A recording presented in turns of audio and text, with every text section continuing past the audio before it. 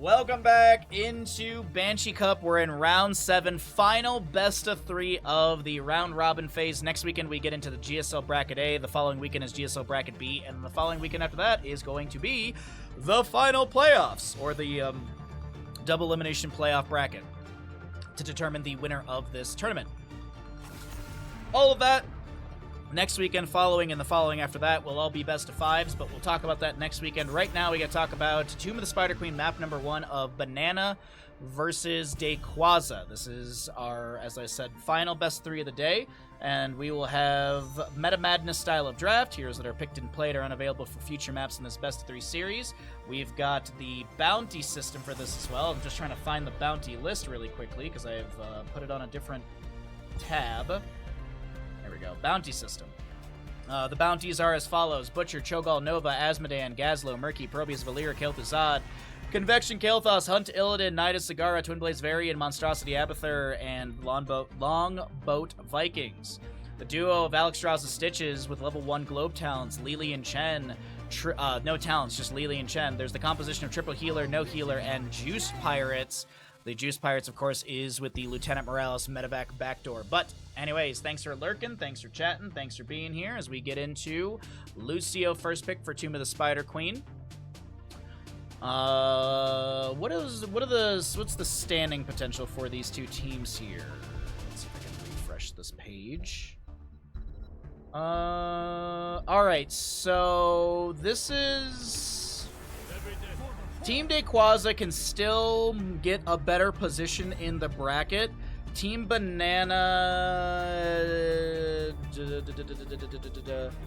They need to win... Actually, Team BananaH can move here, right? No, they can't. No, they can't, because Team Dino's already played all their games. So Team BananaH, Team Ultralist, Team BananaH's locked into second place currently. So Team Daykwaza could go up, I believe. Yeah, Team Daykwaza could go up in their placement. Patty Cake, what's up, bud? I will follow you to the end of the world. Subscribed. No message, but thank you for the Prime Gaming for 3 months. I appreciate your continued support. Thanks for using your Prime Gaming here. It's very, very generous of you. We're getting into the mid-ban phase. We got a Junkrat Blaze banned away on the right-hand side for Team Daykwaza, Mephisto and Hogger on the left, Lucio, Leoric, Gul'dan on the left-hand side, Hanzo, Johanna on the right. So we still need a healer for the members of Team Daykwaza, need a main tank, and maybe more damage, but honestly, Hypercarry Gul'dan on Tomb of the Spider Queen is not that bad of a deal. Like, you could go into, like, Muradin with, Imperious, a lot of stab damage, and that would be really, really good. You let Gul'dan focus on the wave clear, Muradin, Leoric, or Muradin and Imperious get stab value. Anduin being banned away, so they don't want to deal with his leap of faith value for the enemy, as they're probably going to be fishing for entombs. Hanzo, Johanna, what do they want to pair into this?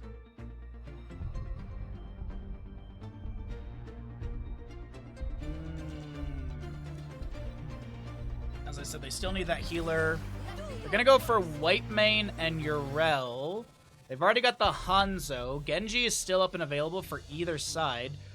You don't have to go, like, as I said, you don't have to go into Hypercarry Gul'dan. You could go into Genji with the Gul'dan.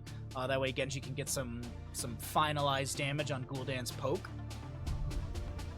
Team BananaH, though, as I said, I personally think you could lean into a Muradin and an Imperious. I think that'd be really, really good together, but let's see what they actually go for here at the end of the draft. It's going to be a Garrosh, and there's the Genji. Garrosh and Genji, and let's get set up for Johanna Yaya. There's going to be one of those in this game. The last pick on the right-hand side, the wave clear is lacking. I mean, Hanzo does have Explosive Arrow, but I feel like you want something here. Yeah. Ooh, maybe Convection Kael'thas? I doubt it, but you never know. They could be looking for a bounty.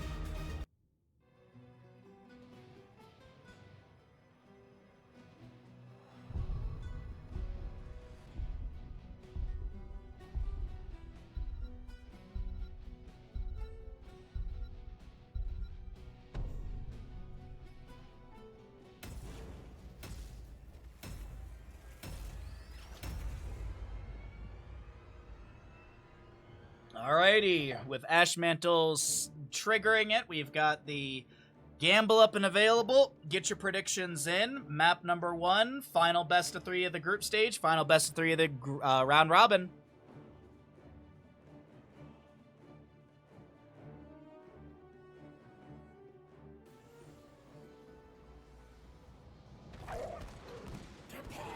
Welcome back, everybody, into map number 1 of our 4th best of 3 of the day. We have got Team Daykwaza on the right with Alien playing yours, Johanna, Madara on the Convection Kael'thas. Daykwaza to play Yrel, Gamerboy on the white main, and Dark will be the Hanzo. Right side of the map, we are going, or left side of the map, we're going to be seeing Team Banana with Jean Lazal playing the Lucio. Banana on Genji. Itrax will be your Gul'dan with the Echoed Corruption. Okmek on Leoric, and you get 1 per series. Johan is going to be your Garrosh. Convection Kael'thas, everybody. Convection Kael'thas. They are looking for this bounty on the side of Team Daykwaza. Yrel jumps in, Righteous Hammer, immediately tossed away by Garrosh, tanking a few tower shots and some damage from Gul'dan as Genji swift strikes through. Little giggle beam from Gamerboy onto this Garrosh, but he's not going to fall anytime soon as we get into our double soak rotations. Convection from Kael'thas already picking up 3 stacks as Johanna tries to pull Garrosh into that Flame Strike. It doesn't work out.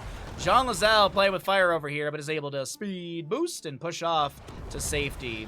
As we move around our map, solo laners, Yrel and Leoric in bottom lane. Looks like Genji jumped into bottom to try and pressure.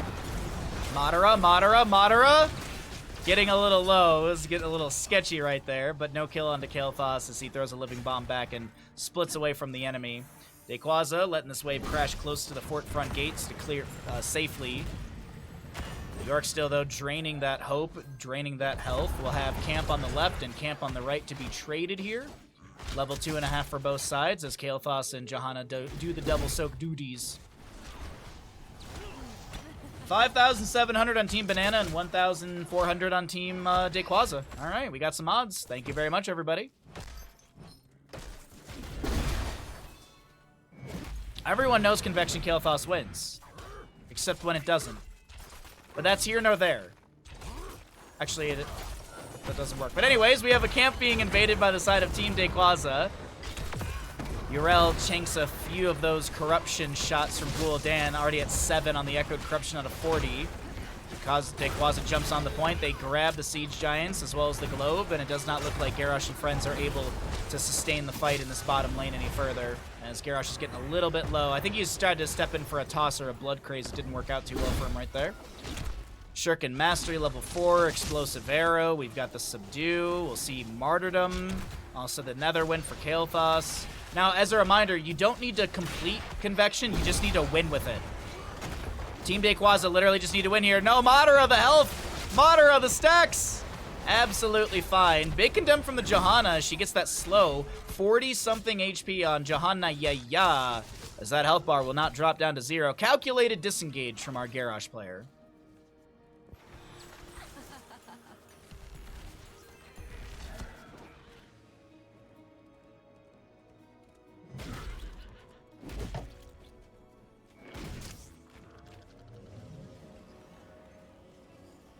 Okay.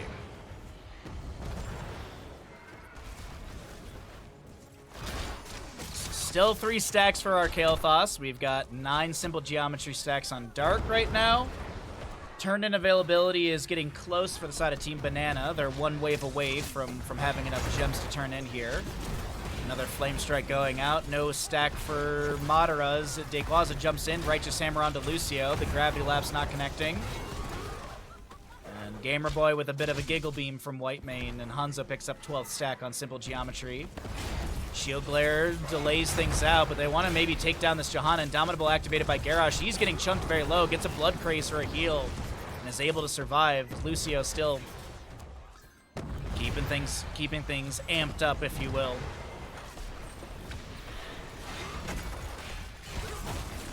Condemn, Blood Craze. Living Bomb, they try to avoid it. Banana Swift Strikes into it, unfortunately, but it's not that big of a deal. It's not like it's a kill. Both teams about to pick up their full turn in here. Still one wave to go. That'll be actually grabbed through mid, so who's going to be able to get the gems turned in? That is going to be the real question here. Urel's in a really awkward spot. Gets the Hand of Freedom self-cast. Johanna, 70-something HP once again.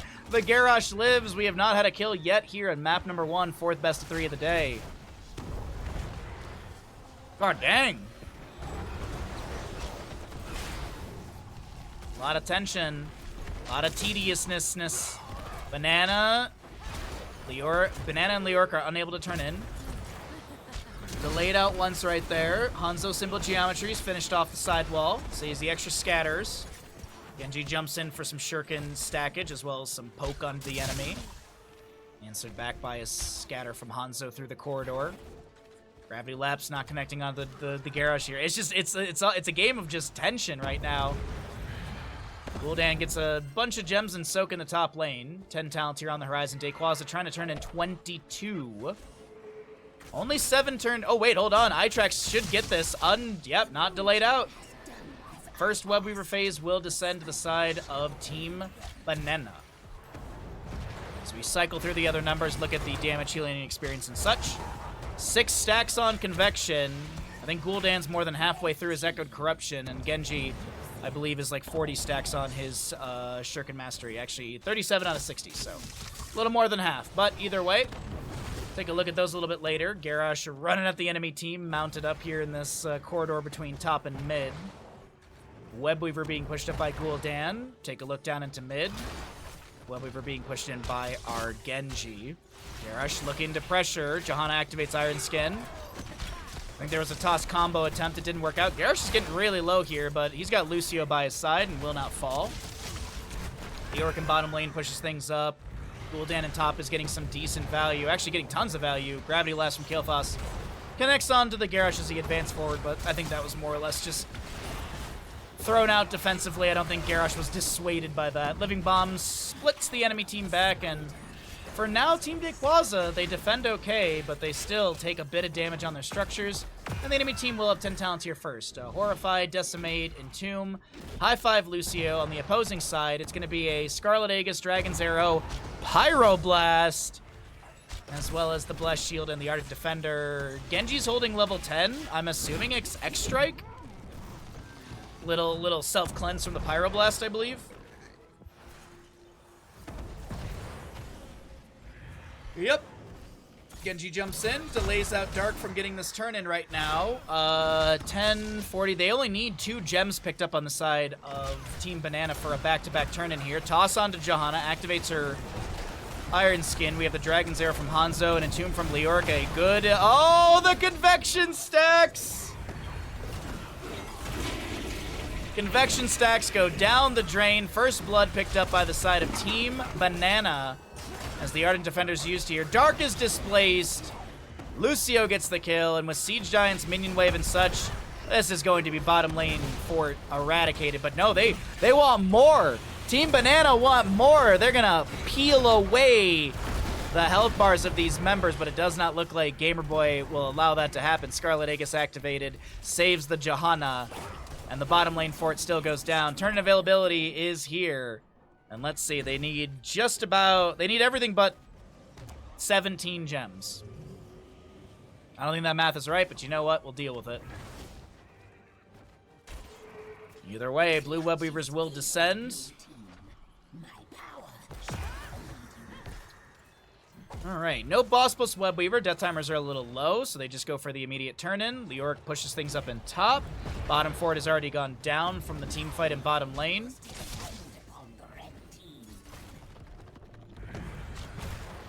Gul'dan continues to poke at the fort front gate while the Webweavers descend, just opening up the map a little bit further. Toss combo onto Johanna, who activates Iron Skin to back away.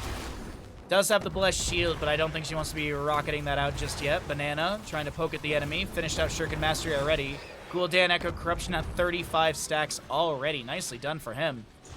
Convection, by the way, for Kael'thas. 1 stack currently. Convection Kael'thas game not looking the best right now, but... Oh, wait, hold on. That's a great Entomb Horrify. Goodbye, White Mane. Hanzo rips an arrow from top lane to try and help out, but it still doesn't work out. Genji actually dives into the bottom, takes down Convection Kael'thas once again, and the blue web weavers are pushing in, and it's looking scarier and scarier. Let's see, 24, 30 something. They don't have enough for back-to-back turn-in. It looks like they're gonna dangle angle for a boss after this web weaver phase expires. 38 out of 60. Yeah, they need a few waves to go here.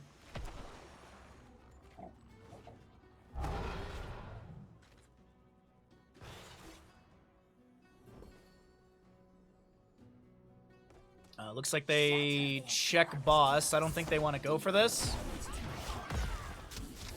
Yeah, Jean Lazelle vision. Okay, they show that. It is also a 13 talent tier advantage fight for the side of Team Banana if they want to look for something for the next half a level. Oh, wait, Decimate gets the slow. The dismount, I mean.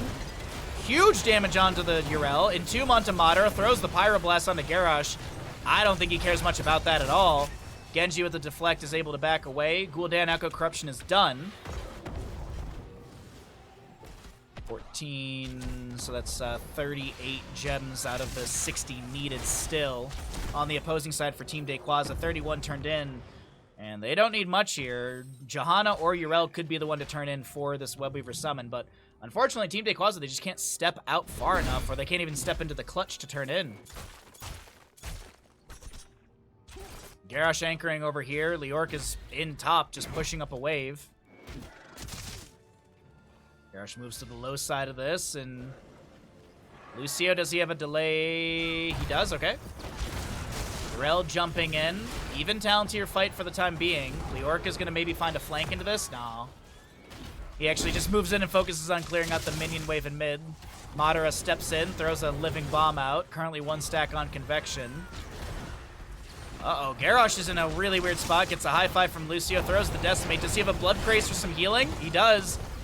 Lucio amps it up. Genji gets the kill onto his brother.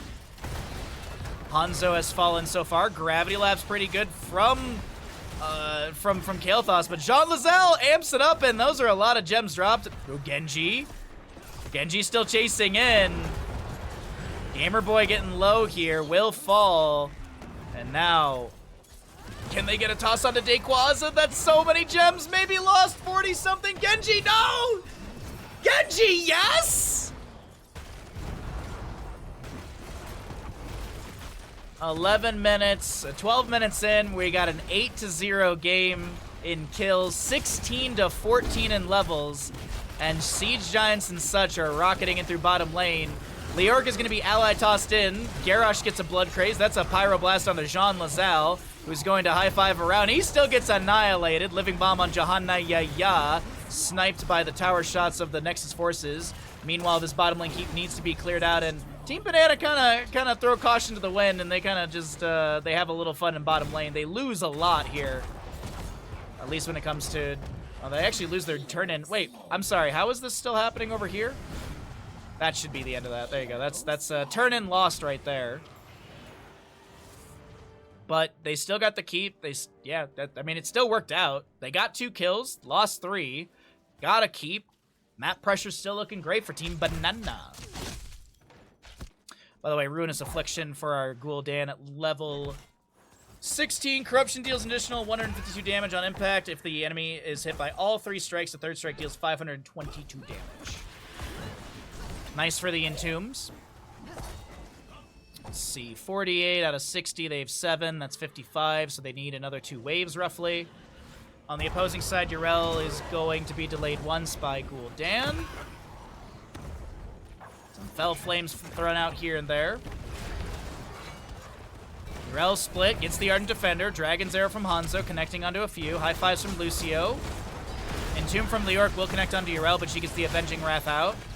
Blessed Shield from the Johanna ripped into the enemy team face. Garrosh continues to spin to win with the Decimate, avoiding spreading that Living Bomb to any allies. 1 gem needed off of this wave right here, and Gul'dan picks that up. That's enough for the turn-in.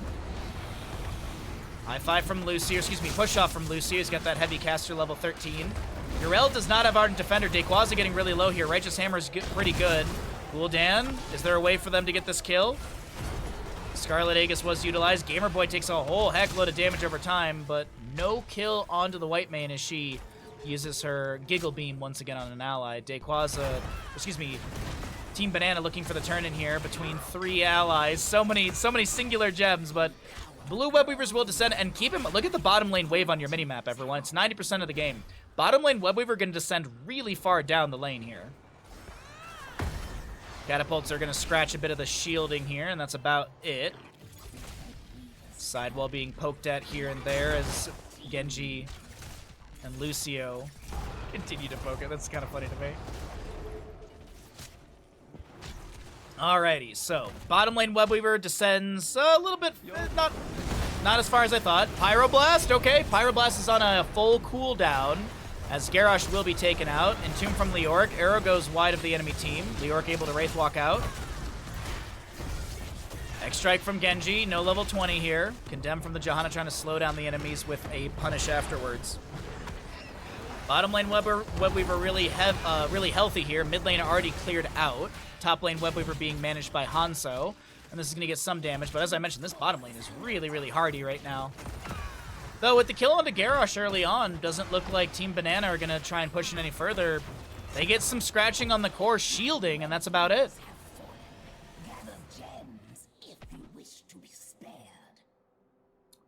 The game sustains 10-4 in kills, favoring the side of Team Banana. As we're half a level to go for level, half a level for level 20. The first turn-in for the side of Team Daykwaza is finally achieved. They have back-to-back turn-in availability, just about, after this top lane wave is cleared away. This first Web Weaver phase pushes things out, and then I think the second one, if they can get it, will really get some structural damage. Gul'dan wave clear pretty good up against these, Gul'dan wave clear up against Web Weavers fairly fast, so. You already see mid lane dropped quite low quite quickly. 20's here, mixing fire, living weapon, buried alive, haunt, and the living weapon for Genji, or excuse me, the Titanic Might for Garrosh.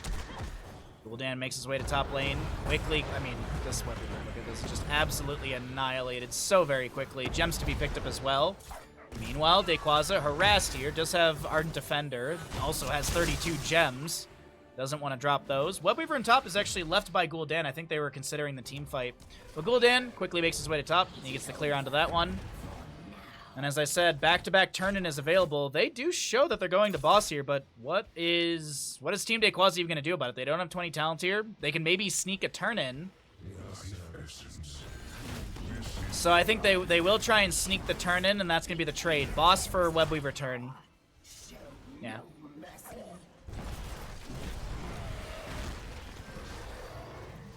Deja vu. 13 stacks for Convection Kael'thas. As the boss goes into top lane, mid lane camp will be managed and cleared out before it really finds much, if any, siege value.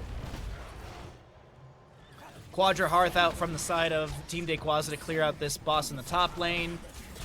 Yeah, this Web Weaver phase shouldn't get much, if any, value. I mean, mid lane's already being worked on by Gul'dan, Leoric's in bottom lane, Garrosh kind of floating towards the top here.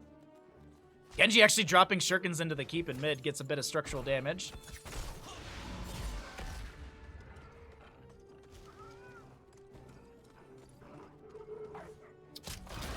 Alright, boss was cleared out, got some damage onto keep. We've got Web Weaver in bottom, as I mentioned, managed by Leoric. Combo onto Daykwaza, the Entomb buried alive, went fishing and doesn't find Urel. She does have Ardent Defender.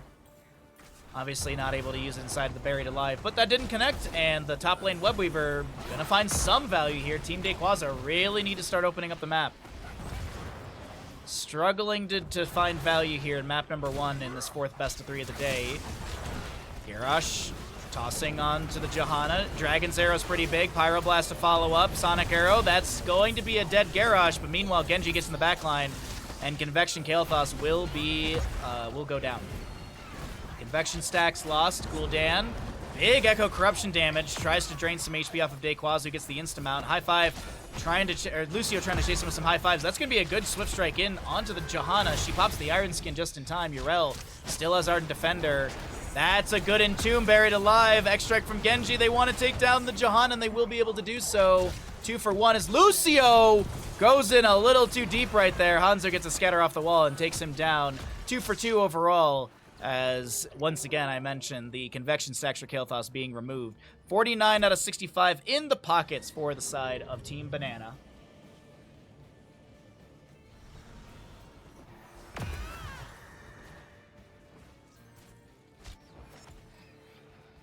Well then.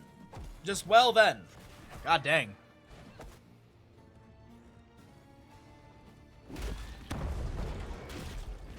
Alright, so camp is cleared out in bottom, or camp is grabbed for bottom lane.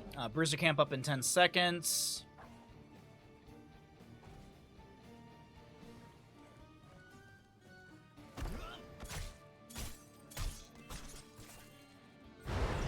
$49 out of 65, so they need about like 32 gems for a turn-in.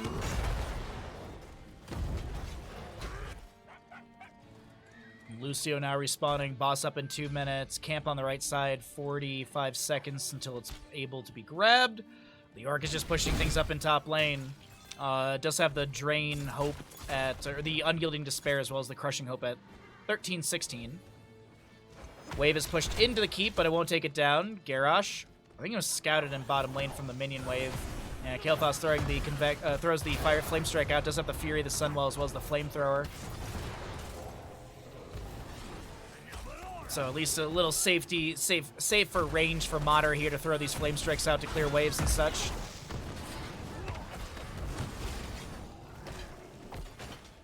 Catapult pushed into the top lane keep. Genji gonna get some shurikens here to try and speed things up. Catapults do fixate onto structures, so it's not gonna worry about the wave here, but the wave will take down the catapult before it takes down the keep. Oh, 3 gems or so are necessary. Not even. I think actually less than that, but my math has not been very good today. Pyroblast onto Garrosh. He eats the Pyroblast to the face, and he's fine.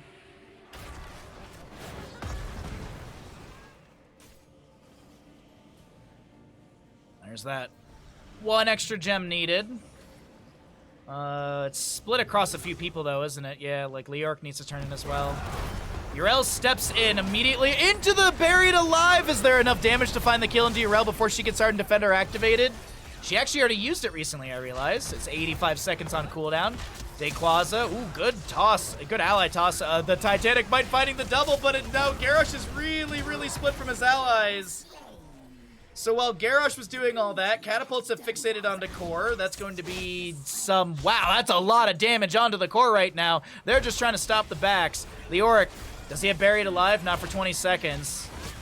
Yrel, Righteous Hammer, clears things out, but this Webweaver phase... this could be game-winning right here. I think this is game-winning right here in the bottom lane. I think you push in to win even without your Warlord. It's 4v5, but... Let's see. By the way, 4 stacks on Convection, if you're wondering. Webweaver dropped to about 50% already. Top lane, Webweaver takes down Keep. Mid lane, Webweaver arriving at mid lane Keep. Genji gets a little bit of poke onto the core, able to Swift Strike away. And the only structure to take any damage in top lane for the side of Team Banana, who are playing this slow, safe, and effective. I mean, they've got consistent catapult pressure in all 3 lanes, no periodic, no matching. Boss is up in top, is technically a win condition, but it's also a throw pit. But, I mean, are we just committed to bottom? Clutch is ready to form again. Return the gems to me. Yrel's Hearthing. A lot of people are like, Garrosh is literally like, I'll stop the backs, go in the game, everybody. It's a Pyroblast onto Garrosh. There was a Pyroblast onto Garrosh. Dragon's Arrow connecting onto Gul'dan, but it's just not enough, ladies and gentlemen. Team Banana call for core, and they take it. 23 minutes, 52 seconds in. Tomb of the Spider Queen, map number 1.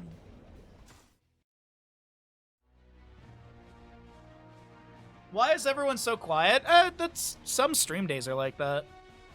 I have some stream days where, like, it is We have our average view. I don't even look at what is even our viewership. Yeah, I mean we got 67 viewers and some people are just here lurking and hanging out. That's okay. That's okay. Hey Stark, good morning, bud. Stark, did you add the 10 Panzerfausts to Zissel's inventory? Because I happened to find 10 Panzerfausts, 10 rocket launchers. The joke is that one of the players was like, I have a lightsaber in my inventory, and the DM Stark was like, how? And then it was like 5 minutes or so of the player being like, I don't know how this got in my inventory, and the DM was like, I'm pretty sure it's not supposed to be. But so yesterday I wasn't playing D&D, but I was doing chores, and I messaged the group. I was like, I found 10 Panzerfausts. Can I add these to I meant to also say, can I add them to my inventory for Zissel?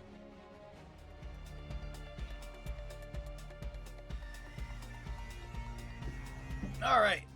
Oh, RPG. Yeah, Panzerfaust, the giant rocket from Wolfenstein Enemy Territory. Yeah. Anyways, welcome back, ladies and gentlemen, into the Banshee Cup. We are here in our final day of group stage, in the final best of 3 in the group stage, and we've got Team Banana one map away from taking a 2-0 victory here and shutting down Team Daykwaza. As we get into Garden of Terror, the 10 heroes we saw in the previous map are unavailable. No convection kill thoughts can be attempted on this map, but we'll see what goes on for Garden of Terror. What's up, Setnut? A Minotaur? You could wait. There's that a Minotaur. That's pretty cool. Minotaur. Yeah. Minotaurs are the bold walking people. Yes. Minotaur of Oath of Conquest Paladin. Ooh. And another character is a Twilight Cleric. Twilight Cleric is busted. I have never heard of Twilight Cleric before. I have never looked into cleric stuff. I always like to try and make characters that are unique and different, because like everyone always does. I want to be a halfling bard that wants to have sex with everything. No. I want to make a barbarian bard that's an orc that has a barbarian bard, so it's multi-class, but the reason it's barbarian is because they're an orc or half orc or something. I still haven't figured out the race, but I don't want it to be. I want it to be something that's like kind of far off from bard usually. So it's an orc that has been through war and has PTSD. And essentially, with enough stress, the barbarian rage will trigger. So there's some mechanics to figure out here. But I like the idea of the orc bard portion of them being like a philosopher of how they talk about how war is unjust and unnecessary. But then of course they've been to war, so that's the reason they're. So I always think that's really, really funny. A barbarian, yes, a barbarian. Baha wants to be unique and different, so he made a sorcerer paladin multi-class. Yes, but my paladin is obsessed with death, which I think that's the unique thing. Usually paladins are all about justice and light and the goodness in the world. No. I made a paladin who is in love with death. That's my uniqueness. That's my flavor. You really want to play a Circle of Spores druid? I think one of our players in our group is doing Circle of Spores. I know they're doing a lot of stuff with mushrooms, so I think they're doing that. Anyways, D&D aside, we got a draft going on right now. Daykwaza on the right will pick up, Team Daykwaza will pick up a Hogger Murd and Li Ming for Garden of Terror. We'll see a Blaze Sergeant Hammer on the left-hand side. So Thanos? Yeah, kinda. Comic book Thanos. It was kind of a bummer.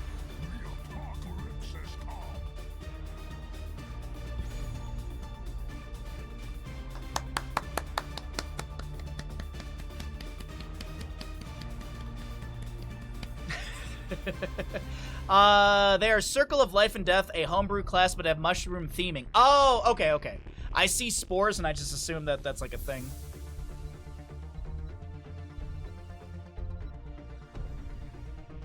Are they doing stuff with mushrooms inside the game or outside of the game?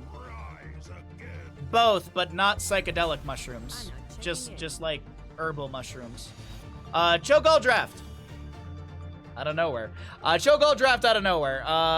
Gardener. Okay, all right. Nano boosted Cho'Gall, actually really, really good. Has Team Banana done Cho'Gall yet? Where's my thing? Where's the thing? No, Team Banana hasn't even done a bounty. If Team Banana wins this with the Cho'Gall, they get a bounty. Start prediction. Which team wins Garden of Terror?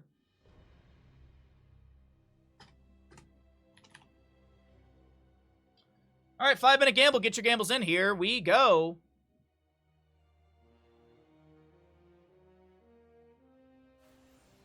West side of the map, we're looking at our Cho'Gall composition. Team Banana with Banana playing Hammer. Jean Lazal will be your Ana. We've got an OK Mech on Blaze and a Jatrax will be your Greed Cho'Gall. Oh, you're not carrying the mount? Come on.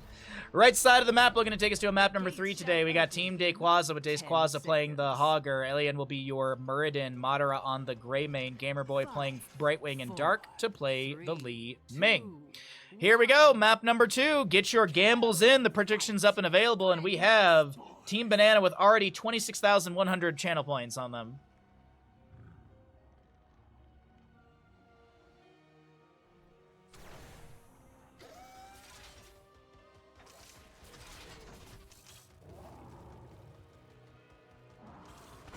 You're hoping to play Drake Warden, you rolled up. Basically Kane from FF5. I don't know Final Fantasy V at all. Speaking of Final Fantasy, I played like 5 minutes of Golden Saucer yesterday, and then I had to do a bunch of stuff, unfortunately. I didn't get to chill out as much as I wanted to yesterday. I ended up editing all of the VODs for Banshee Cup 5 and 6, getting those on YouTube. I fixed my fence in the backyard because I had a post that was starting to lean pretty bad.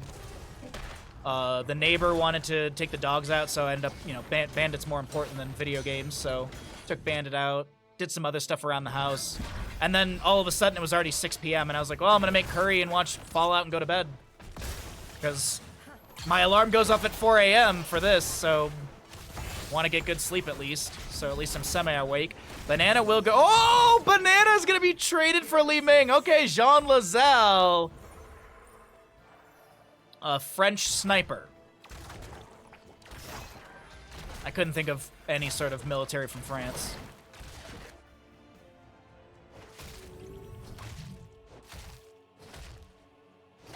You have a hard time remembering because you're old? We're all old.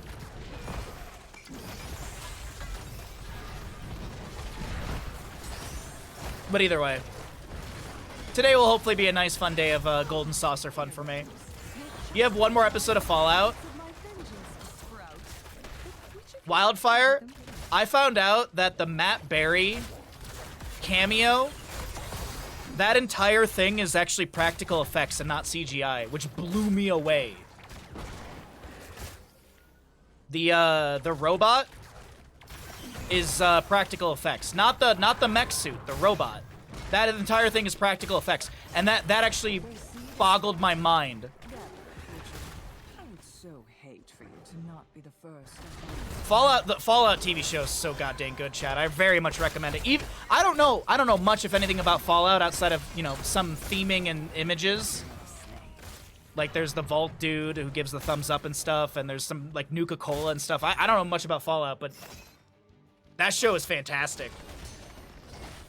You got there last night? Yeah, I'm not gonna spoil anything from Final Fantasy because I know a lot of people are taking their time, but all I'll say is I'm at Golden Saucer and I'm about to sink so much time into it. At least I hope I can. Another first objective phase, is up and available. Siege Giants were grabbed for the mid lane. Muradin going for the channel here. Hammer in bottom is going to activate her Neo Steel plating. Siege Tactics was picked up at level 4.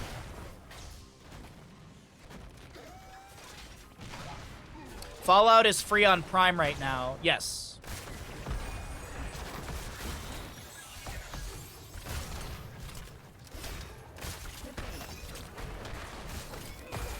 Staggering blow into the wall.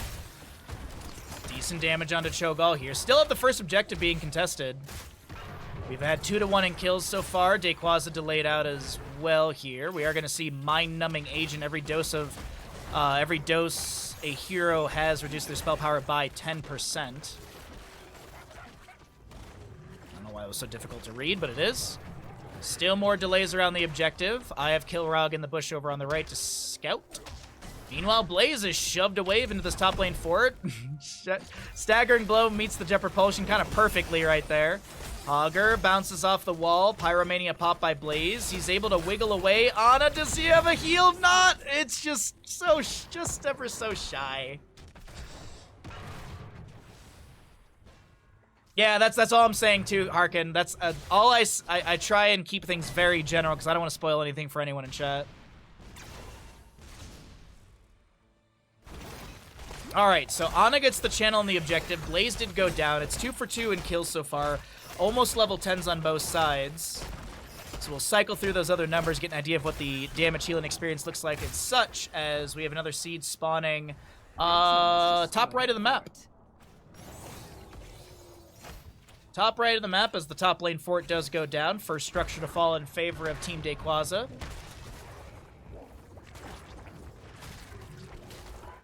And Li Ming just safely clears things out in bottom as Sergeant Hammer was able to push up a bit into her.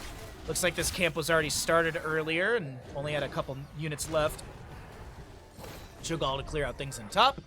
Camp in mid to be grabbed by Greymane. Objective phase spawning here in the top right.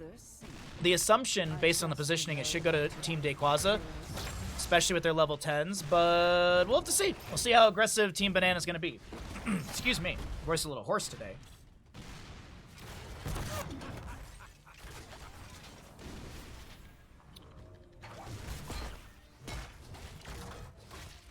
Alrighty.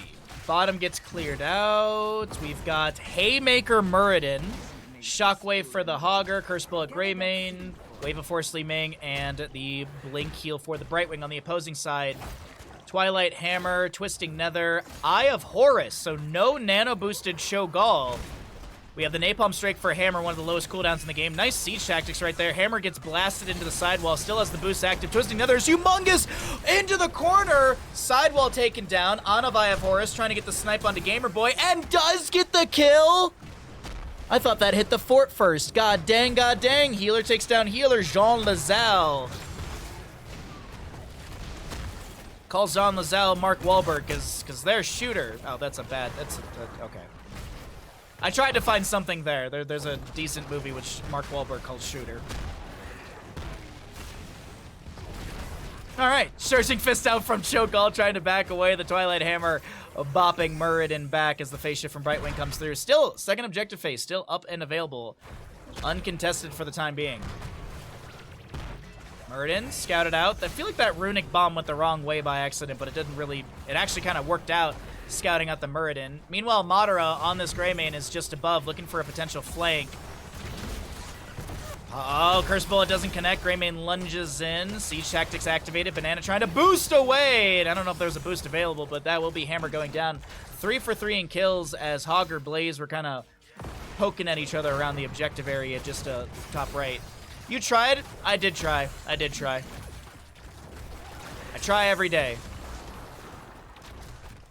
And most days I don't get it right, but you know what? I keep trying every day. I have Kilrog just above. Still trying to find some vision. Muradin Dwarf tosses in. That's going to be a Stormbolt. He has the Haymaker available, and I think he was looking to dangle the angle, or excuse me, looking for the angle. I don't know why I'm talking like this. Was looking for the angle to try and get the Haymaker push onto this Cho'Gall for a potential double kill, but it didn't work out. Still contested objective over here. Sergeant Hammer moves into top lane, clears out the catapult that has arrived at the keep front gate. Oh, heroic-wise, Curse Bullet off of cooldown in a second or two. I have Kilrog cleared out. Muradin throws the Stormbolt back. We're about to get into 13s on both sides, a little bit faster for Team Daykwaza.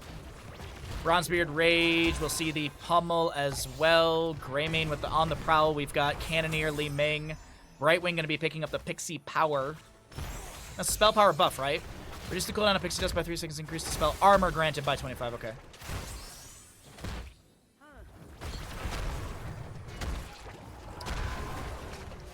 Blaze with the collision course, Twilight Nova for the Cho'Gall, Smelling Salt, as well as the Molten Block. Hypercooling thruster, or hypercooling engines? Hypercooling engines. This is still up and available, by the way. Second objective. Greymane's got a massive wave crashing in through top, but BananaH's here set up in siege with the Napalm Strike. Consistent damage. Madara goes fishing with a Cursed Bullet. Madara and BananaH pretty equal on HP as Daykwaza's rotated up here. And the siege is looking pretty good, but now Blaze with a flank. And he makes something happen here. Doesn't land the Jet Propulsion. Peeking into bottom lane. There's a Twisting Nether activated. Brightwing is the target. Back in top lane. No potential kills. We look back in bottom lane. Cho'Gall trying to Surging Fist out of here. Jean Lazelle on the Ana's trying to back away. Dark has got some decent damage. Meanwhile, Cho'Gall is low. But no kill. Back in top lane. Of course, we do have Siege on the keep front gate opened up. But Sergeant Hammer and Blaze were able to do some decent defenses as these two Terrans. Muradin taking some harassment from Cho'Gall. Brightwing, I assume, has phase shift up and available if she needs it. Twilight Hammer, there's the phase shift onto Muradin. And he's going to have his health pushed back up to 50%. Greymane finally gets the channel on the second objective. 1 out of 3 seeds to both sides as Cho'Gall pressures onto Brightwing. She answers back with a Polymorph onto Cho'Gall. Concussive Blast onto Muradin. Augur with the spin into the enemy team. Not sure if Daykwaza really wanted that angle. BananaH getting chunked by Li Ming. And the Haymaker from Muradin actually pushes Cho'Gall away. Greymane in top lane is currently pushing up the wave, soaking things up, trying to keep the experience ahead, as it is looking like a solid half a level lead.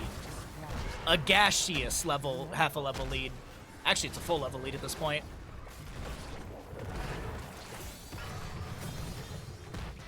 What's the minion difference? I meant to look at this and I just... wow, the minion experience is not that different.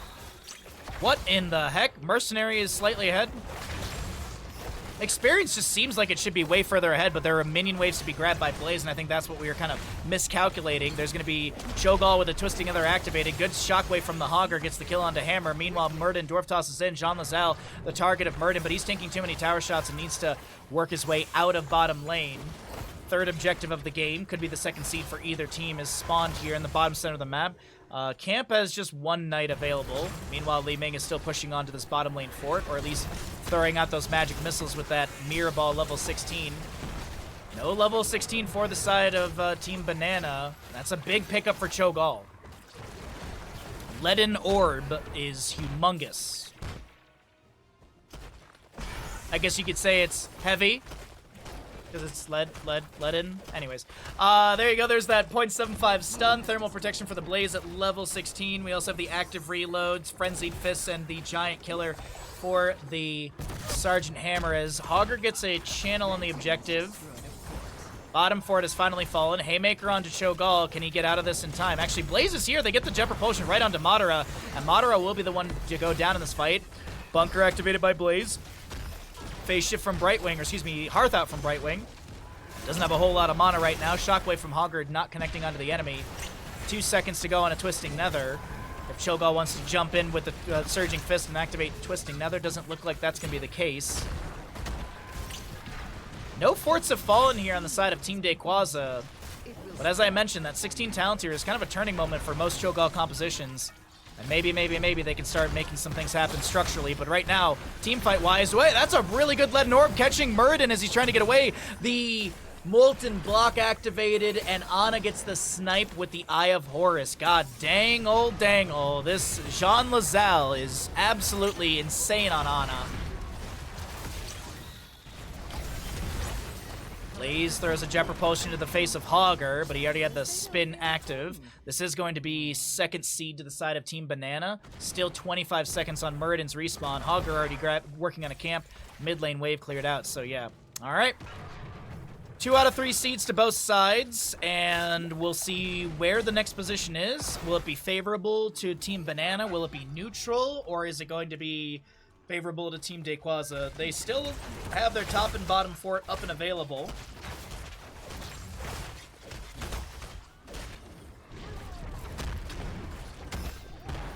Daykwaza gets the phase shift from Brightwing. Okay, Sleep Dart will connect. Jet Propulsion not followed up, or it won't be making the connection for the follow-up. Pretty decent wave in bottom lane. Pretty chunky wave in bottom to be cleared out. Half a level lead, it looks like, right now for Team Daykwaza. Jet Propulsion not connecting once again. Soon we'll have another scene to gather here. Burden launching in here, trying to find more pressure. Misses the Stormbolt, and looks like it's just a disengage from Blaze into the mid lane. Top lane wave being shoved by Madara once again. It is about a half a level lead if we take a look at things here. About 3,000 difference, passive experience gain. Minions is surprisingly in favor of Team Banana, and I keep feeling like they're missing waves, but they're not. Not at all. Mercenaries and passive, as well as the structure experience, is really where this difference is being made. There's a nice augmenter. There's a nice gain. No, that's not the right word. There's more experience in heroic kills for the side of Team Banana, but as I mentioned, being made up in different departments. Alrighty, well, 20's almost here for the side of Team Daykwaza. They will have Garden Terror summoning in their favor. And I realize right now there's 26,100 on Team Banana and 10 on Team Daykwaza. And for the one person that put the 10, I honestly hope you win. We get more games. Cho'Gall does lose, but we get more games. And someone gets paid out insane. Someone insanely gets paid out here. Let's see what happens, though. Bottom lane, it's going to be that Talrosh's Elements, Invisible Friends, Rewind, Hunter's Blunderbuss, and Anger Management. No Gilnean Roulette for Greymane to get the not constant, but like every 6 seconds able to throw Cursed Bullet out. Bottom lane defended right now. Blaze working on mid. He clears that out. Top lane, Garden Terror pretty healthy here, but that'll be managed as well. Should get some damage onto the keep, but I don't think they should lose the keep here. Yeah, Blaze got decent wave clear. Hogger trying to push things up in mid. Cho'Gall in the mix right now. Avoids the shockwave with a Molten Block. The Eye of Horus from Ana was utilized already. 20's here. Active Reload is just too shy of Cho'Gall and doesn't get the heal they need. Hammer going into Shrapnel What? This has got to be a misclick, dude. I mean, it's cool, but that's just surprising. I mean, Ultra Capacitors is pretty much the level 20. The upgrade on Napalm Strike is really good as well, but Shrapnel Mines, I mean, it's got value. Upon detonating, Spider Mine reduces the armor of enemy heroes by 10 up to 50 for 4 seconds. I mean, that is pretty good. I never see that. It's a new one for me. Eye of Horus upgrade. We'll see the Deadeye increase the Eye of Horus healing and damage by 5% for every hero hit. The bonus resets after all shots have been fired. Hour of the Twilight, which is big for Cho'Gall. 30-second death timer. Late game. Not bad. Fortified Bunker. And what is Gall going to go into? He's going to go into the Twilight Frenzy. Activate to reduce the cooldown of Shadow Flame and Dread Orb to 2 seconds for the next 6 seconds. So the spammability is pretty high. No, exactly, Stark. That's why I'm so surprised by it, because yeah, exactly. You want the mind talents at 7 and 13 if you're going to be doing this, but hey. We'll see how it works out, but that was exactly the reason I was so surprised. I was like, if we're going Shrapnel Mines, why haven't we taken other mind talents late in the build? All right. All that aside, Madara split pushing in the bottom lane. This is going to be Garden Terror available to Team Banana. Okay, they should be at... Yeah, okay, Dark has got some Arcane Orbs for the delay. Actually get the vision here. So there's actually Global Vision. Eye of Kilrog is going to be scouted out. Another Eye of Kilrog thrown into the bush. They find Brightwing with that Leaden Orb. But now Cho'Gall is trying to get out of this. Shockwave into Cho'Gall. He's got a little shove. Stormbolt will connect. Twisting Nether. The Molten Block activated. Cho'Gall now on the aggression he's trying to turn things around. It doesn't work out at all.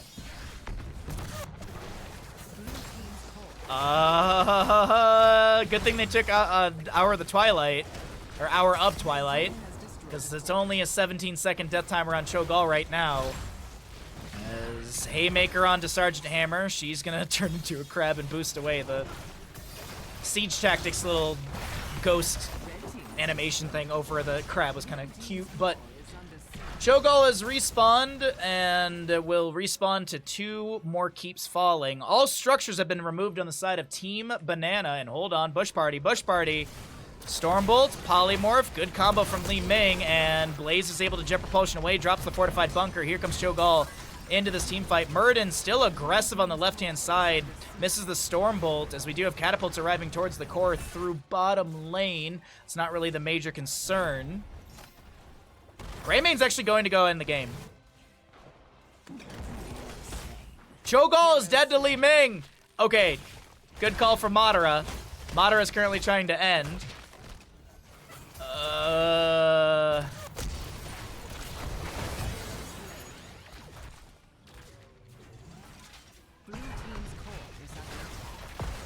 Okay.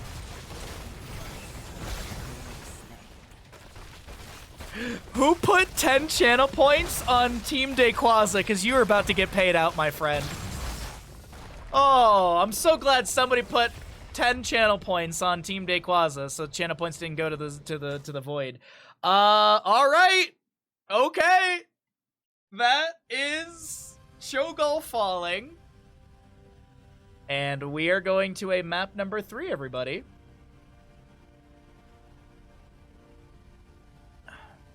First time chatter. First time chatter. Congratulations on your channel points. First time chatter. Oh, you can get even more if you follow the channel.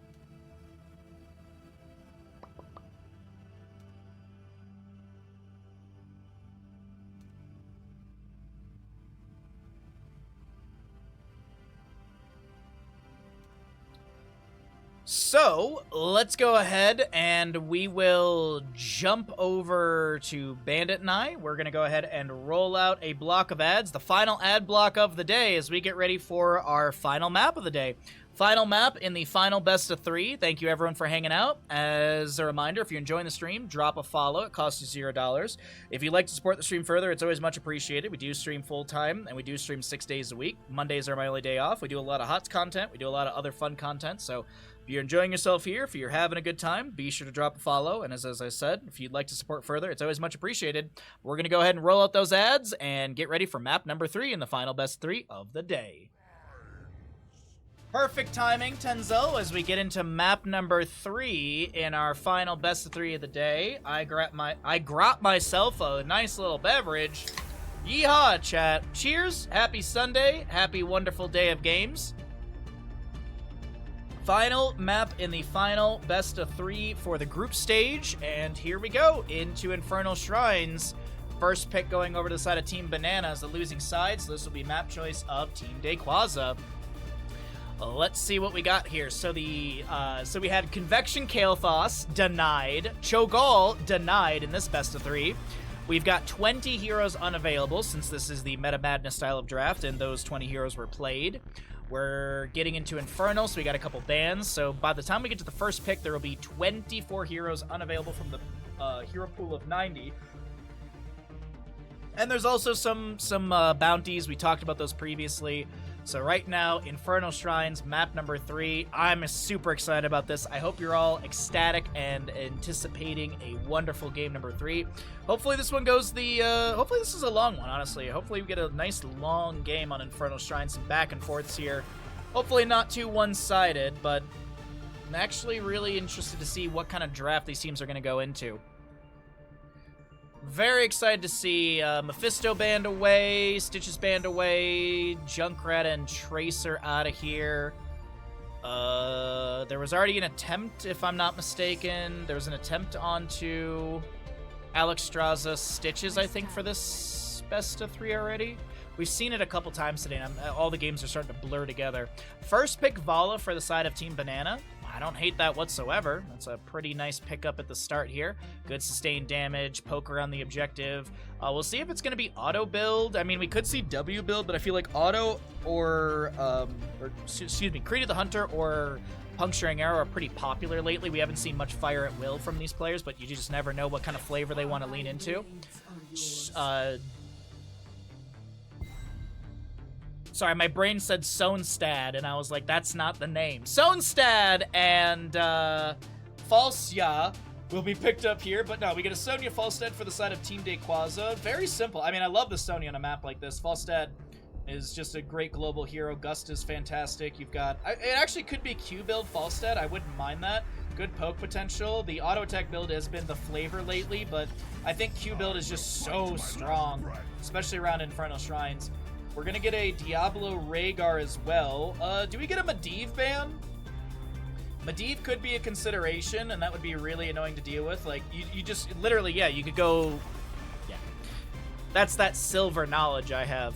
Medivh banned away here. It's synergistic with the team. But, I mean, also, Hypercarry Vala is, like, all set up right there. And you just lean into solo lane into the Sonya. You still have things like Diva. Leoric's already been played, if I'm not mistaken. Sorry, I'm trying to think of solo laners off the top of my head. Rexxar is actually still up and available for this map. And I would love to see a Rexxar from Team Banana. Chromie being removed. I don't hate that whatsoever. Chromie Variant could have been grabbed, and so you have that charge into burst damage. Sonya maybe leaps in as well for more CC. So the Chromie ban is not bad whatsoever. Falstad Sonya. This really doesn't show the direction of the draft. You could go Wrath of Berserker. You could go into Leap Sonya as well. A lot of different opportunities or build ways or build styles, play styles. Oh wait, we haven't gotten Stitch's Alexstrasza for this series yet? Oh, what was map 1? I'm literally forgetting. Hold on one second. What was map 1? Map 1 was Tomb of the Spider Queen. And that was the Convection Kael'thas game. Oh, yeah. I'm literally forgetting. We've had, this is the third Alexstrasza Stitches composition today. This is the third one today. There's the Diva, and we'll get the healer with that as well. So, Diva, solo lane. So, it's Hypercarry Vala, as I mentioned, still. Oh, wait, no, they have double support. Sorry, my brain. What? Okay, double support, Hypercarry Vala, Team Banana are just all in on Vala carrying this game. And if that's going to be the case, I think this is an auto-attack Vala with that much support behind her. I don't think we just see a casual W build and stuff like that.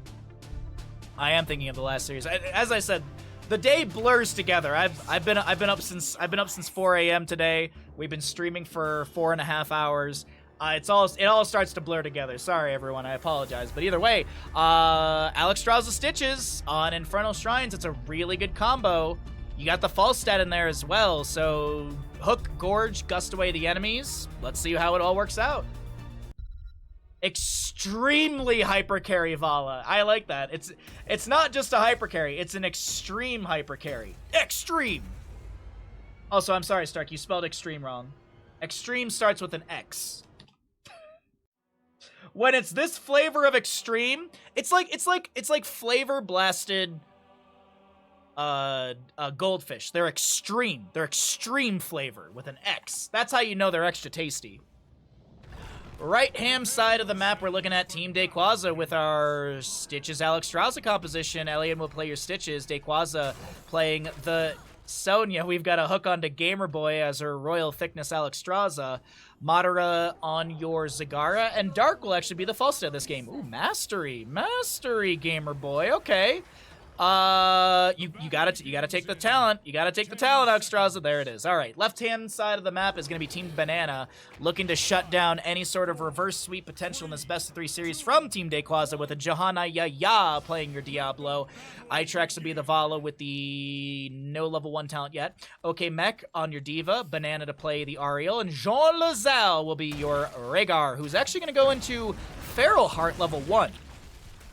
Auto attack Vala level 1. Feral Heart, by the way, Ghost Wolf movement speed bonus is increased to 40% for the first second, then falls to 30%. Entering or exit, Ghost Wolf grants 15 armor. So this is going to be an aggressive Rhaegar, I think, who's going to be looking to bite some booties. First objective will be Frozen Punisher in the top, or in the bottom lane. Looking at the top lane, Daykwaza tries to get the read on the spear,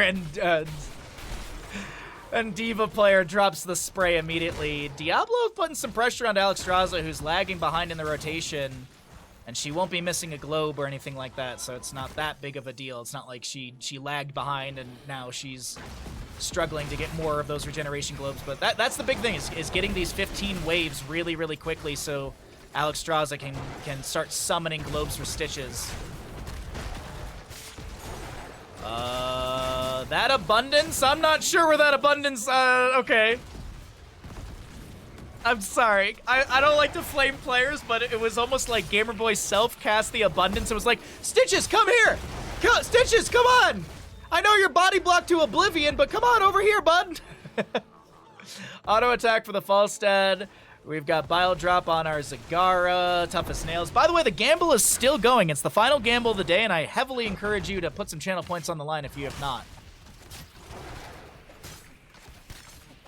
Maybe a defensive Rhaegar who doesn't want to get hooked. Oh, it's a good point. Movement, speed, and armor. You make a fair point. You make a very good point. Earth Living Enchantment. We've got the Sacrificial Soul.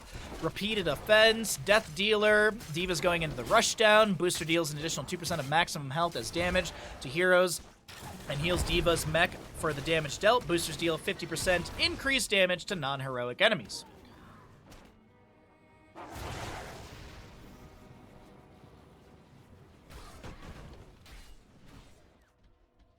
Alrighty. Singular kills so far. We've got Playtime, Stitches, Zagara, and Venom Spines. Hurricane for the Sonya. Also, we'll see the Exuberance. I think that's how you say that word. Above 75% health, gain 15% movement speed for the Alexstrasza. Alright. First objective, bottom lane. Diablo scouted out in the rotation. He's actually really alone here.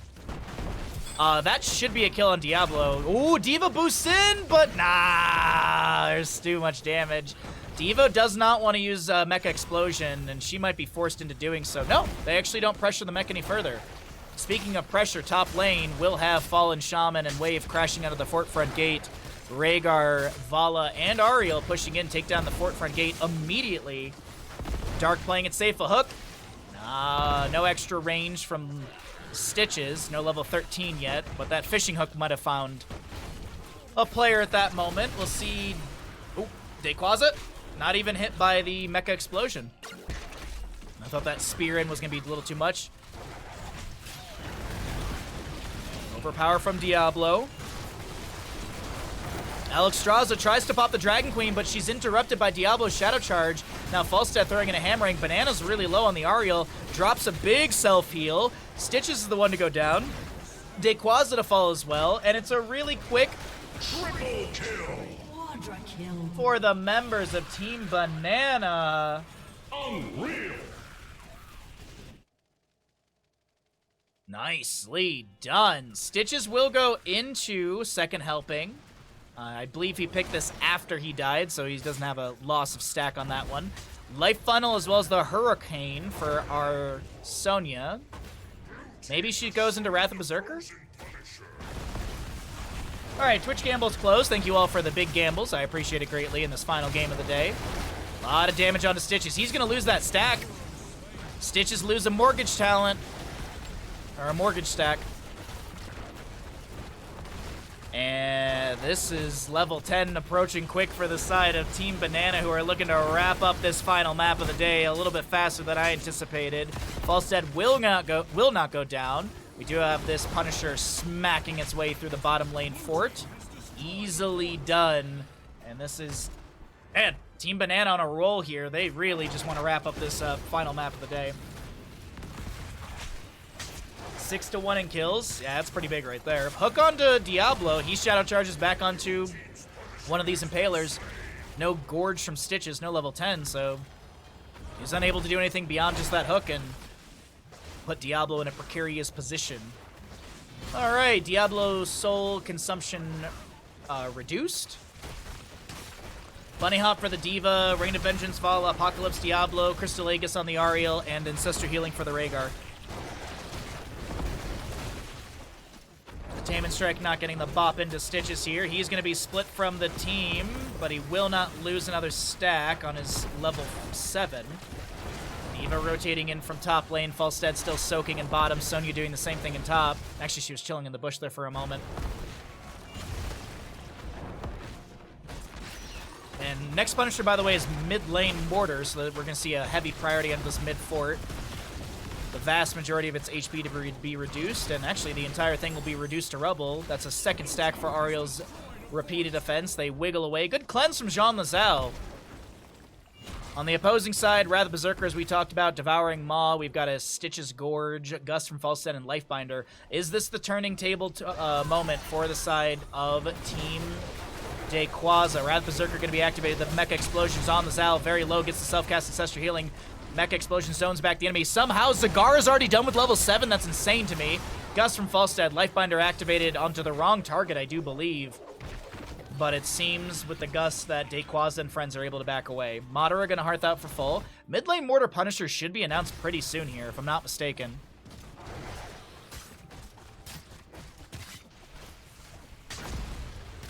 $11 stacks for Alexstrasza at level 1, 14 for Stitches, 14 on Falstad, 4 lone stacks for Stitches on his level 7, 3 repeated offense for the Ariel, 2 sips of a beer, and I forget how to talk. And we've got 61 stacks for the Vala. She has not died.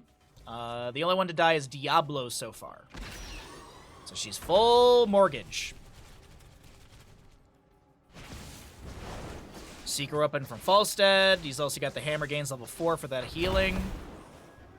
Plays it safe and barrel rolls away out of mid. Left side camp is going to be grabbed here. 13 talents here. Almost here for our blue squad. And I was about to say, I'm a little off on my timing on this. I was about a minute early on that one. But either way, that minute of time gave the opportunity for Team Banana to hit 13. Advantage to our blue squad. How does Team Daykwaza deal with this? Do they just split during this, try and get 13s and defend on even talent tiers? I feel like if I was the shot caller, that's what we'd be dangling and angling for. Maybe you try and find a hook gorge target. Big Devouring Maw. Big. Hammerang from Falstad thrown in. Crystal Aegis self-cast onto Ariel. She's got a full bar of healing for an ally. Alexstrasza pops Dragon Queen. Wrath Berserker will be... That's a cleanse onto Diablo, but he was still being pulled in. He's able to back away, fire stomps out onto the enemy. And good to go, by the way, for the pilot mode on D.Va. Devastating charge. And I can't believe it. Without 13 talents here, they zone back the enemy, but that's a couple well taps from the side of Team Banana. Apocalypse activated. Falstad's the target. Lightbinder onto Falstad, but he's still full HP. Taman Strike, repeated offense level 4 finished up by the Ariel, and she will be the one to go down, actually. That's a huge moment for Team Daykwaza if they can find another kill. Gus isolates Johanna. Yeah. This Diablo's got full souls. The Ancestor Healing cast onto Diablo. I do believe Falstad able to barrel roll away. That's going to be a lot of damage onto the Stitches, who's trying to back off right now. Madara going to be chased down by the Vala with all this auto attack death dealer value, and Vala is currently mopping up the fight with these auto attacks. Decides to say, Stitches, you can keep your Gambit talent. I'm going to go ahead and take down this Sonya with the rest of my allies. Triple kill! Picked up by the members of Team Banana, who are going to push up top lane, as well as let D.Va finish out the objective area.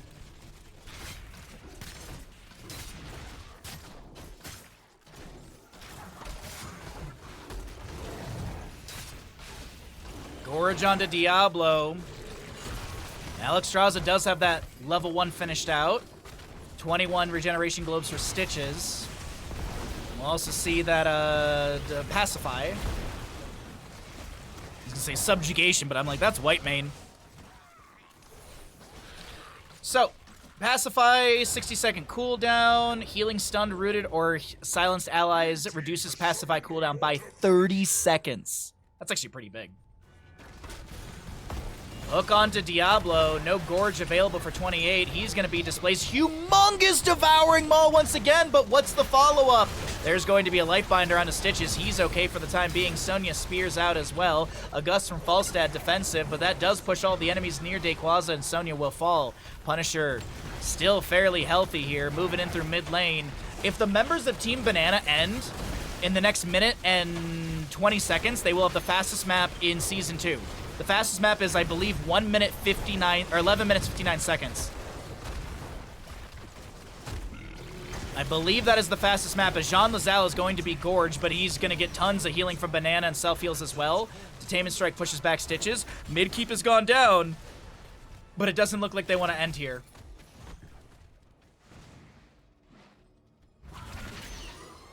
What world is this that D.Va's on the winning side? The normal world?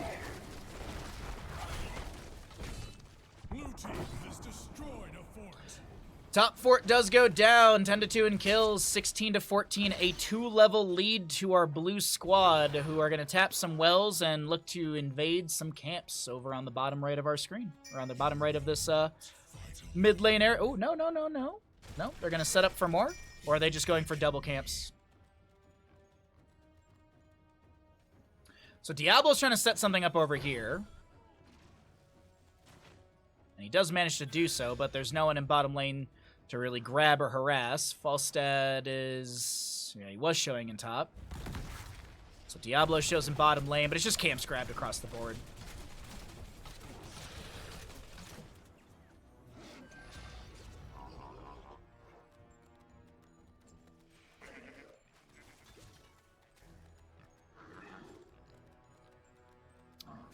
All right, well, 114 stacks for Vala. She is deathless still. Full gambit for her. Mid Impaler camp, bottom Impaler camp pushing in. Still no 16s. Stitches was checking camp there, I do believe.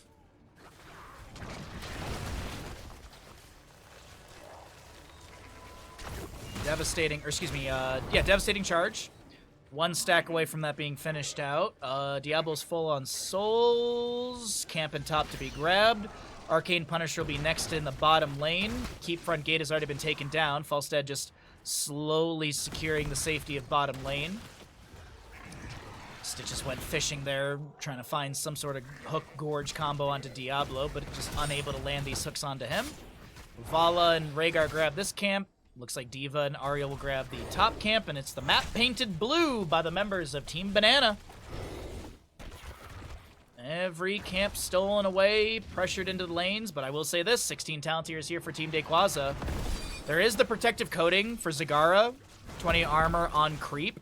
She also had that corrosive saliva now at level 16. Dragon Queen, or Dragon Disciple, sorry. Increase the Dragon Queen duration by 6 seconds and basic attack healing by 50%. Pulverize is a big one as well for Stitches. Armor and armor reduction as well as the movement speed. And then the Giant Slammer for Sonya. Alright. 10-2, 18-16, 18-17 just about. Madara spreading a bit more creep around the map right now. On the low side of this, it's a bathroom. Uh-oh, Diablo in top lane finds the Falstad. A singular strike. Not what you want as you're setting up for an objective phase you could be contesting. You lose your Diablo, you lose your Falstad in top. 35 seconds on his death timer. Yeah, this is a given objective, unfortunately. Team Daykwaza, they lose their Falstad at probably the most critical moment. So, top and mid will be cleared out, and they set up for defense in bottom lane.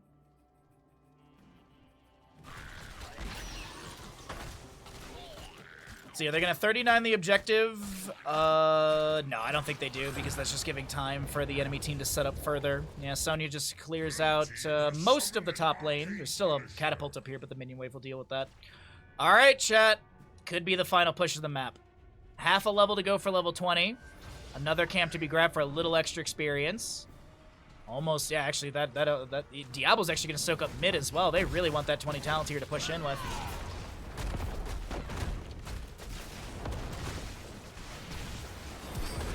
All right. Hook goes out from Stitches, can't find anything. Lord of Terror level 20. We have Poppin' Lock, Farflight Quiver, Farseer's Blessing. And bottom lane keep is getting really low here. So is the Punisher, though. Hook on to Diablo. He's gorged. Falstad doesn't have Gust for 45 seconds. Stitches gets some damage onto the Diablo. 42 stacks for Stitches right now. 15% movement speed, I think. 5, then 10, then... yeah, 15.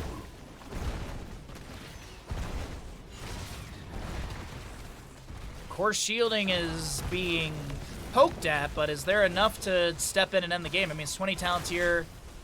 Oh, we actually have the Diamond Resolve level 20 for Ariel. Grab the Berserker pop by the Sonya. We have a dive onto Madara, a Lifebinder activated onto him. He's able to heal up from that. Okay, mech on our diva will lose her mech. Uses the pilot torpedo dash to get to safety here near the Ariel Rhaegar. Ancestor healing from Rhaegar connecting onto Johanna Yaya. Gets that extra health bar. Stitches lands a drag onto the Diablo. He activates Lord of Terror, trying to stay healthy here. Bunch of Banelings going into Diablos. He finishes out Devastating Charge. Level 13 off of the sidewall into Stitches. Very low Diablo tries to back away once again, and will be able to move towards his allies here. A hook connects onto Rhaegar, a gorge as well. Diablo goes in with the overpower Shadow Charge to create some space, devouring Maul from the Zagara. Vala's stuck inside, but she's full HP, and she's keeping those autos raining out. Crystalagus onto Diablo as he looks to maybe pressure onto an enemy hero, and it just does not look like the members. Oh, wait, hold on. That's a good hook onto Jean Lazelle, who's immediately jumping into wolf form, speed boosting away. Nice call out from Stark right there with the utility of that level 1 as the answer to Stitch hook combos. Would it be called Falls Stat if he didn't? Okay. Alright. I see what you did there. 49 regeneration globes for Stitches right now. He's going to Hearth out for full. Currently is 7,593 HP. Still has 4 stacks on that second helping. Loan, Gambit, Mortgage, whatever you want to call it. 1,225 extra HP to that 7k, near 8k from those globes. Alright, so what's going to happen here? All forts are up and available. 1 keep remains. Next Punisher is frozen in the mid lane. It's like we still probably have a minute and a half to our objective phase here. Woo-wee. Nope, I'm off on timers, apparently, in this game. I am apparently off on some of my timers. That's okay. Diva with her bunny hop is about to be off cooldown. Apocalypse. Actually, everything is off cooldown. 10 stacks on the level 16 Reservoir of Hope for Ariel. Okay, there's a hook onto Diablo. Oh, did he go Master Hooker? He did. Master Hooker for the Stitches. The Lifebinder activates. She did go for the upgrade at level 20. Or the Ritual of Life.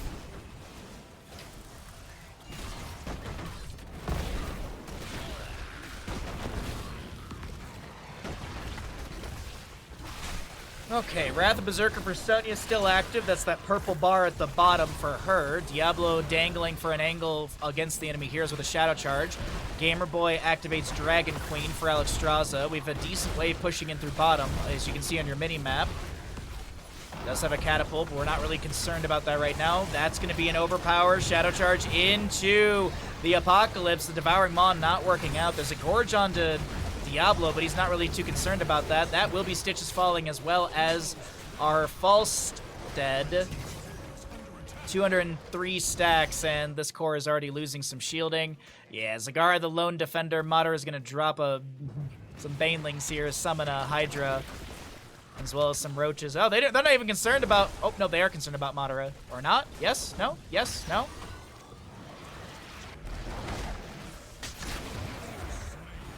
Team kill! Picked up by the side of Team Banana. 16-2 in kills. 19 minutes, 50 seconds in.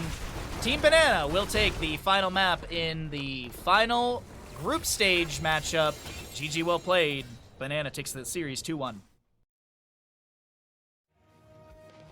2-1 in the series, and that will wrap up the group stage. If you'd like to check out where the standings and everything lie in the group stage, be sure to use !bracket. I believe the admins will probably update that in just a moment here.